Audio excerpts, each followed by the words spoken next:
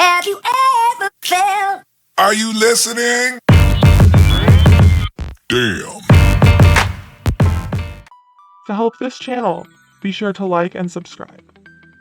This article is by Steven Anderson and can be found at thecurrencyanalytics.com for those who are very interested in knowing about how the stellar anchors work.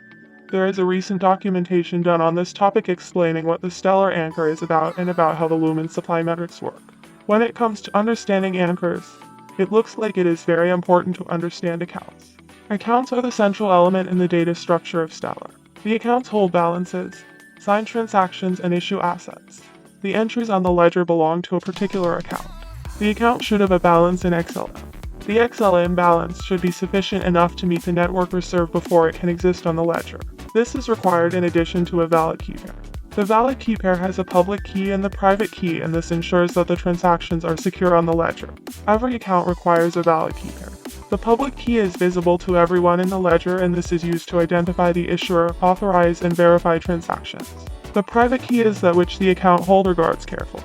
A valid key pair is generated in the Stellar wallet or SDK. Before you can have an account and a key pair, it is important to have an XLM balance that is required to meet the minimum network reserve. This is used to prevent the creation of tons of unused accounts. It helps to know more about the account fields like account ID, sequence number of subentries, thresholds, home domain, flags, balances, liabilities, and signers. Sidney Ifergan, the crypto expert, tweeted, "Users interested in Stellar Lumens XLM would sure love to know how anchors work and how the Lumens supply metrics work." To get started with an account with Stellar Lumens Network, one should invest and fulfill the minimum balance criteria for the required value in XLM, and the rest should be a breeze.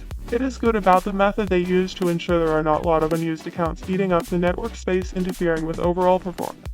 After understanding the Stellar accounts, one should understand the Horizon, which is the API which bridges the apps, and the Stellar core.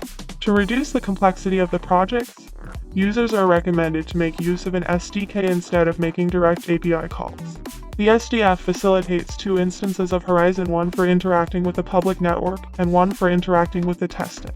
Horizon also provides a streaming mechanism, which receives events in the near real time. Stellar are already moving money like an email. They are in their venture planning to capture new markets.